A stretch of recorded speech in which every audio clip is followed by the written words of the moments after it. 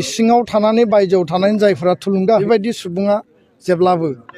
बेबायदि खामानिनिफ्राय जानगाराव थानाया टेस्ट लानो सानोबा बे बिथांनि जिउनि देरसिन भुल। खुलुमबाय लोगोफोर, दिनै दुर्गा फुजानि सममोन, नाथाय बोथोरा गाज्रि, बिनिखायनो गोसोआबो दरसि दरसि। जोबोर गोलाव दिन नेनानै बयनिबो गोसोआव हांखुर जानानै थायो दुर्गा फुजायाव रंजा बाजा जरा जरा गोसो खुसियै गोदान सि गाननानै बोर लालायनो। दुर्गा फुजा बुङोब्ला जों बयबो मिथिगौ, बायदि गाबनि सि जोम गाननायजों लोगोसे बेलुन, मुसुखा, जिलापि मेथाइनि अनगायैबो उल्था फारसे मोनसे मेला थाबावो, जेरै जौ सेरेब ड्राग्स बिरि, बेनिबो मोनसे मेला महरै जानानै फैयो। बे जौ सेरेब ड्राग्सनि मेलाखौ होबथानो थाखाय जोंनि एबसुनि आफादगिरि दिपेन बर' सारा गावनि खुलुमनायखौ दोनथ'नानैब्लाबो बर' हारिनि थाखाय मोजां मावनो ओंखारबोदों मोनसे बाइक रेलि लानानै। दा नोंथांमोना बे बाइक रेलि लानायनि गेजेरजों बिथाङा बर'नि बागै मा फोरमायखौ नोंथांमोना भिडिअखौ नायनानै लाग्रोदो। जावरिखांनाय मिशन क्वालिटिग्रेशन मुभमेन्ट,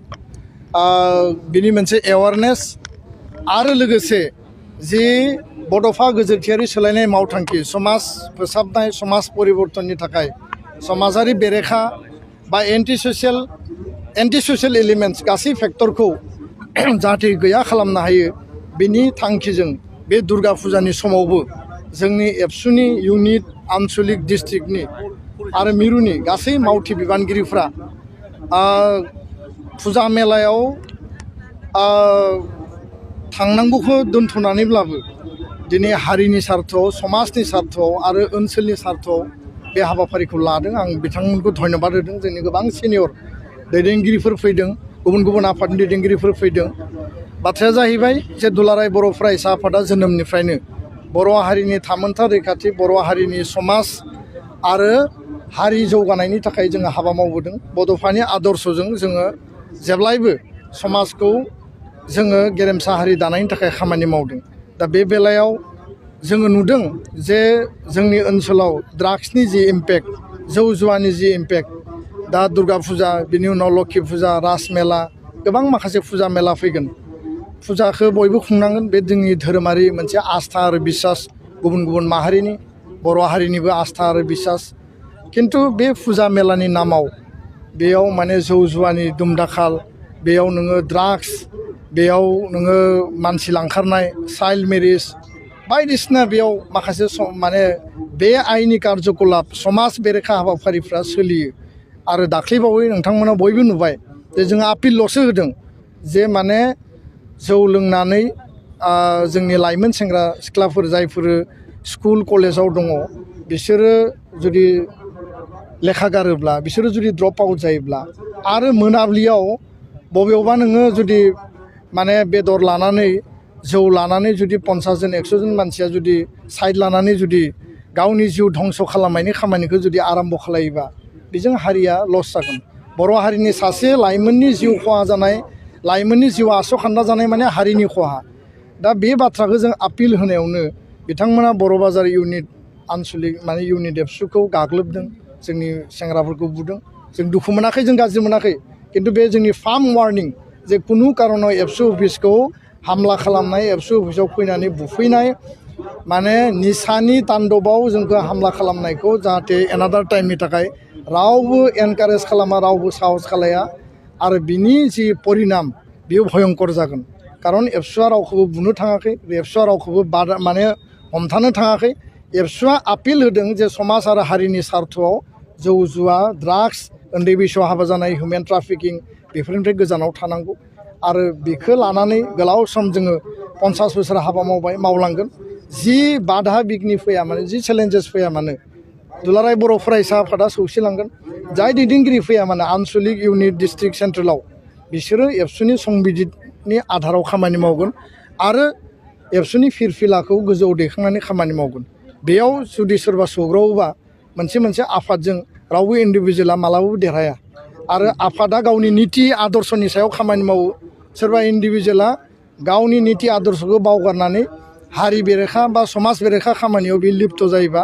जोंनि निति आदर्शजों बे कनफ्लिक्ट जागोन। आरो बे कनफ्लिक्ट जायोब्ला हारिया बिथांमोननि थाखाय लस जानो हागौ। दा बेखायनो जोंनिफ्राय बे आपिला दंबाय थायो जोङो बयखौबो खावलायदों जों बयखौबो एलार्टबो खालामदों जे मबाइल बाहायनाय बाइक सालायनाय स्कुटि सालायनाय दा फुजा मेलानि टाइमाव नाय बा निउ इयार फैगोन बिनि उनाव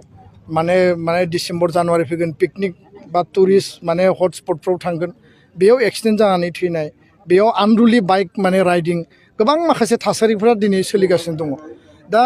मोजां मोजां परियालनि न'खरफोरनि गथ' गथायफ्राबो दिनै ड्राग्सआव माने दिनै इम्पेक्ट जानानै रिहेबिलिट सेन्टाराव बिथांमोना थाहैनांदों ड्राग्स एडिक्सन जानानै बिथांमोननि जिउआ माने आस'खान्दा जादों बाइक आरो स्कुटि बा मबाइल माने जि सिस्टेम गैयै इउज खालामनायनि थाखायबो आस'खान्दा जादों दा बेखायनो जोङो परियालखौ खावलायदों कनसियास जायफोर न'खर बिथांमोनखौ खावलायदों आरो जायफोर जोंनि सहज सरल आइ आफा दङ बिथांमोनखौ खावलायदों जे गावबा गावनि गथ' गथायनि सायाव जोङो एसे कन्ट्रल गावबा गाव गथ' गथायनि सायाव एसे अनुशासन गथ' गथायनि सायाव मोनसे बेबस्था जोङो लानांगोन जाहाथे बिनि जिउखौ जोङो रैखा खालामनो हायो आरो सिदा लामायाव लाबोफिननो हायो दा बेखायनो नैबे बाइक रेलिखौ जों लादों बे एवारनेसनि गेजेरजों मेक्सिमाम लेभेलसिम जोङो रायजो राजाखौ बुजायनो हांख्रायनो खावलायनो नाजागोन आरो बेखौ लानानै गोबाङा माने रिएक्सनबो होगोन गोबाङा माने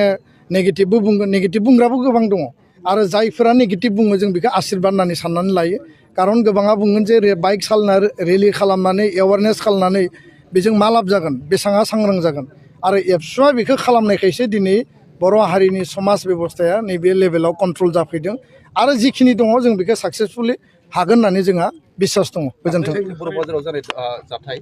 माखासे होननानै एसे खोनानो मोनदों बेनि सायाव नोंथांमोना मा मेसेज ना जायखिजाया इसिङाव थानानै बायजोआव थानानै जायफोरा थुलुंगा होयो जायफोरा माने बेखौ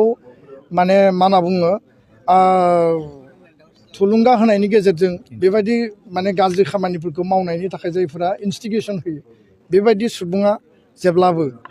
बेबायदि खामानिनिफ्राय जानगाराव थानाया मोजां खारन एबसु अफिसा जातीय आफादनि मोनसे अफिस बे एबसु अफिसा सोरनिबा बिबानगिरिनिल' अफिस नङा बे बर' हारिनि मोनसे पबित्र जातीय अनुस्थान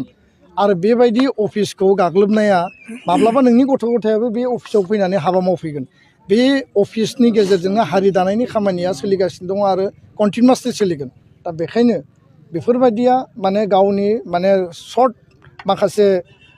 साइटेड सिन्था टेम्परारि मोनसे माने गावनि सान्थौजों जुदि एबसु अफिसखौ गाग्लोबनानै बियो जुदि टेस्ट लानो सानोबा बियो बिथांनि जिउनि देरसिन भुल आरो बे भुलनि थाखाय बिनि जिउआव बियो गोबां माने सौग्रावनो गोनां जानो हायो आं बे बाथ्राखौ स्पष्टयै बुंबाय गोजोन्थों दा जों मिथिबाय जे माने एबसुआ एबसु अफिसखौ जाय आखाइ होदों बिसोरखौ माने गोख्रों आयेननि राहा लानाय जागोन होननानै माने डाइरेक्ट जोङो बुंनो थाङोबा बिथांमोना माने वार्निं होबाय आरो जायबायदि मानसिया माने इसिङाव थानानै अखङाव थाग्राफोरखौ गावसोर मावालासिनो एवथु होनानै खामानि मावनो थिननायखौ माने गोजानाव थानो होदों आरो डाइरेक्टयै माने वार्निं होबाय जाहाथे एबसुआ रावबो पलिटिक्स पार्टिजों लिंक गैया नालाय बियो मोनसे बर'नि मोनसे आफाद